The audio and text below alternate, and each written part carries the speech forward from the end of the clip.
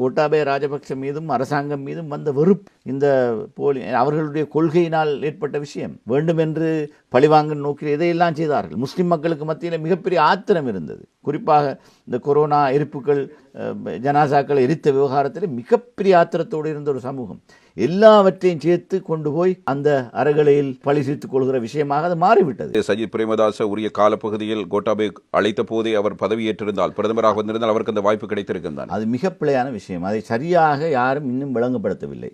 இராணுவத்துக்கு பிறப்பிக்கப்பட்ட உத்தரவுகளை இராணுவ தளபதிகள் சரியாக செயல்படுத்தவில்லை என்ற குற்றச்சாட்டை இப்போ கோட்டாபய ராஜபக்ஷ சொல்கிறார். இதற்கு வெளிநாட்டு தலையீடு காரணம் என்று குற்றச்சாட்டு சொல்கிறார். இதெல்லாம் ஒரு புறம் இருக்க, உண்மையில் கோட்டாபய ராஜபக்ஷ மீதும் அரசாங்கம் மீதும் வந்த வெறுப்பு, இந்த போலி அவர்களுடைய கொள்கையினால் ஏற்பட்ட விஷயம், வேண்டுமென்று பழிவாங்கல் நோக்கில் இதையெல்லாம் செய்தார்கள். முஸ்லிம் மக்களுக்கு மத்தியில் மிகப்பெரிய ஆத்திரம் இருந்தது. குறிப்பாக இந்த கொரோனா எரிப்புகள், ஜனாசாக்களை எரித்த விவகாரத்தில் மிகப்பெரிய ஆத்திரத்தோடு இருந்த ஒரு சமூகம் எல்லாவற்றையும் சேர்த்து கொண்டு போய் அந்த அறகலையில் பழி தீர்த்துக் கொள்கிற விஷயமாக அது மாறிவிட்டது. அதற்காக நாட்டிலே சட்டம் ஒழுங்கும் இருக்கக்கூடாது என்று நாங்கள் சொல்லவில்லை. இருந்தாலும் எல்லோரும் இணக்கப்பாட்டுடன் ஒரு விஷயத்தை செய்ய வேண்டும். எனவேதான் நாங்கள் அந்த சந்தர்ப்பத்திலே நாங்கள் சபாநாயகருக்கு நீங்கள் இந்த பொறுப்பு எடுங்கள் முதலில், அதுக்கு பிறகு மற்ற விஷயங்களை பார்ப்போம். குறிப்பாக அவர் பதவி விலகிற விவகாரம், நாட்டுக்கு வெளியில இருக்கிறார் ஜனாதிபதி. அப்ப அவர் பதவி விலக வேண்டும். பதவி விலகுவதற்கு முன்பு இந்த விஷயங்கள் நடக்க வேண்டும். ஆனால் பதவி விலகாமல் சில விஷயங்களை சேவித்துக் கொண்டு திருப்பி அதுக்கு வந்து உட்கார்ந்து கொள்ளலாம் என்று எதிர்பார்ப்பில்லை. அவர் பதவி விலக இல்லை என்றால் இந்த குழப்ப நிலை திரும்பவும் சுமூக நிலைக்கு வந்திருக்க மாட்டாது. எனவே இந்த சூழலில் தான் நாங்கள் எங்களால் ஆன விஷயங்களை செய்ய பார்த்தோம். ஆனால் அவருக்கு ஒரு நப்பாசை இருந்தது, இப்படியாக இந்த கதிரையில் அமர்ந்து நான் அந்த பெரிய கதிரைக்கு போய் அமர்ந்து கொள்ள வேண்டும் என்ற ஒரு கபட நோக்கிலே அவர் பல விஷயங்களை நகர்த்தி கொண்டிருந்தார். அதற்கு இடையூறாக நான் சுமந்திரன், மனோ கணேசன் ஆக்கள் இருக்கிறோம் என்ற உடனே அவருக்கு யாராலும் அந்த மற்ற 2 பேரும் விட்டு போட்டு எந்த கலையில தேங்க உடைக்க தொடங்கிட்டார். இல்லை, அந்த கதிரைக்கு போக வேண்டும் என்று யாருக்கு தான் ஆசை இல்லை. அரசியல் செய்கிற எல்லோருக்கும் ஆசை இருக்கலாம்.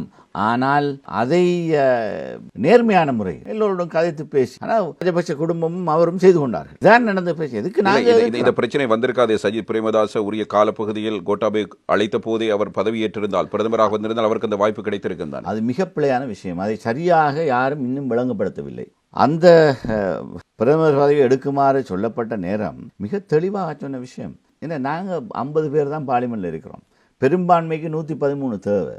அந்த 113 பெரும்பான்மை இங்கே இந்த மொட்டு கட்சியினிடம் தான் இருக்கிறது. இந்த 50 பாராளுமன்ற உறுப்பினரை வைத்துக்கொண்டு பிரதமர் பதவியை எடுத்து ஒரு வாரம் கூட ஓட விட்டிருக்க மாட்டார்கள்.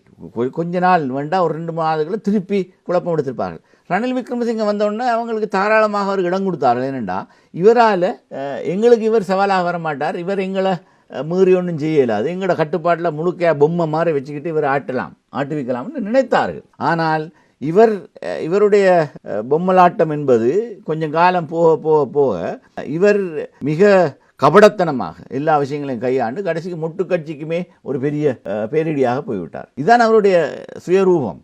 இதை அவர்கள் அந்த நேரம் அவர்களுக்கு இருந்த இயலாமை, உண்மையிலே அவர்கள் இருந்த இயலாமை என்பது மிக மோசமான ஒரு நிலவரம். அதிலிருந்து தப்பிப்பதற்கு வேறு வழி இருக்கவில்லை. ஆனால் நிச்சயமாக சஜித் பிரேமதாசவை ஒரு ஆட்சியை கொண்டு போவிட்டிருக்க மாட்டார். ஏன்னா உண்மையான ஆட்சி மாற்றம் ஒன்றை கொண்டு வந்து அதிகாரத்தை கைப்பற்றுகின்ற பலம் சஜித் பிரேமதாசிடம் தான் இருக்கிறது. இவர்களை ஆட்சி செய்வதற்கு மொட்டு கட்சியினர் இடம் கொடுக்கவே மாட்டார்கள். இவர்களை ஆட்சியில் நீடிப்பதற்கு அல்லது இவர்கள் இதனூடாக நாட்டின் பொருளாதாரத்தை மீட்பதற்கான ஆதரவை எந்த நிபந்தனையும் இல்லாமல் வழங்குகிற விவகாரத்தில் அவருடைய செயல்பாடு வித்தியாசமாக இருந்திருக்கும். நிச்சயமா இது எங்களுக்கு தெரியாத விஷயம் அல்ல. வெறும் போலியான ஒரு இதைத்தான் கொடுத்தார்கள். இதை பொறுப்படுத்திக் கொள்ளுங்கன்னு சொன்னது இவருக்கு கொடுக்கிறது விருப்பமே இருக்கவில்லை. அவருடைய உண்மையான தேவைப்பாடு ரணில கொண்டார். பொய்யான அழைப்பு தான் இருந்தது. சும்மா பொய்யான அழைப்பு தான்.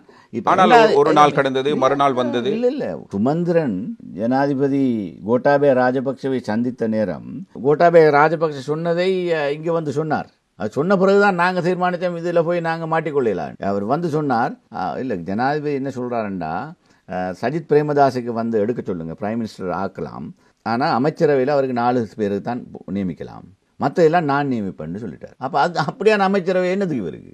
அமைச்சரவையிலையும் பெரும்பான்மை இல்லை, பார்லிமெண்ட்லையும் பெரும்பான்மை இல்லைன்னா இப்படி நடத்துறது. இந்த இடத்தில் சுமந்திரன் பிரதமராக வேண்டும் என்ற நோக்கத்தோடு இந்த பேச்சுவார்த்தை முன்னெடுத்தார். அப்படி ஒரு கருத்தும் இருக்கிறது. இல்லை இல்லை, அது பச்சை போய்.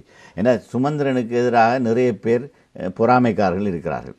இந்த பொறாமை நிமித்தம் ஒவ்வொரு புரளியே தேவையில்லாத கதையில கதைக்கிறார்கள். சுமந்திரனுக்கு தன்னுடைய சக்தி எவ்வளவு உண்டு அவருக்கும் தெரியும். அதே நேரம் இப்படி ஒரு பெரிய ஒரு அதீத எதிர்பார்ப்போடு அவர் போய் இந்த விஷயங்களை பேசியிருக்கவில்லை என்பது தெரியும். நாங்கள் 3 பேரும் அந்த நேரம் தொடர்ந்தும் கதைத்து கொண்டிருந்தோம். வெளிநாட்டு தூதுகளை பற்றி சந்தித்தோம். ஏன்னா நாட்டை ஒரு மாதிரி சுமூக நிலைக்கு கொண்டு வர வேண்டும். மிகப்பெரிய ஆபத்து, எல்லாரும் உட்பட. எங்களுக்கே எதிர்காலம் என்னென்று தெரியாத ஒரு நிலவரம். இந்த நிலையில் விஷயங்களை கையாள வேண்டும் என்பதற்காகத்தான் உளப்பூர்வமாக சில விஷயங்களை அவர் போய் கதைத்தார். என்று அவருக்கு இருந்த ஏதோ ஒரு உறவை பேணி கொண்ட காரணத்தில் அவர் கூப்பிட்ட நேரம் போய் கதைத்தார். கதைத்த இடத்துல தான் அவர் சொல்லப்பட்ட விஷயம், சஜித்துக்கு வந்து எடுக்க சொல்லுங்க, அவருக்கு நாங்கள் 4 பேரை நியமிக்கிறதுக்கு அதிகாரம் கொடுப்போம். அப்படினால் ஏன் சஜித் மீண்டும் கடிதம் எழுதினார் நான் ரெடி என்று? இல்லை, கடைசியிலே இந்த விவகாரத்தில் அவர் விலக வேண்டும் என்ற ஒரு விஷயம் இருந்தது. அவர் விலக வேண்டும் என்ற விஷயத்தை மிக தெளிவாக சொன்னார். கோட்டாபய ராஜபக்சே விலக வேண்டும், விலகித்தானே தர வேண்டும். விலகாம தன்னை எடுக்கிறதுக்கு தயாராக இருக்கவில்லை. கோட்டாபய ராஜபக்சே வச்சுக்கொண்டு இவர் பிரதமராக இருப்பது என்பது சாத்தியமில்லாத விஷயம் என்பதை தான். அதுக்கு பிறகு ரணில் ஏற்க போகிறார் என்கிற விஷயம் இருக்கிறது. கதை வந்ததற்கு இல்ல பாராளுமன்றத்தில் பெரும்பான்மை இருப்பவரால்தான் ஜனாதிபதியாக முடியும். ஒரு நாளும் சஜித் பிரேமதாசவை பிரைம் மினிஸ்டராக வந்தாலும் அவரை ஜனாதிபதி ஆக்குவதற்கு முட்டு கட்சியினர் ஆதரவு கிடைத்திருக்கவே மாட்டார். சரி, இப்போது நீங்கள் ஒரு முக்கியமான இடத்துக்கு வந்திருக்கிறீர்கள்.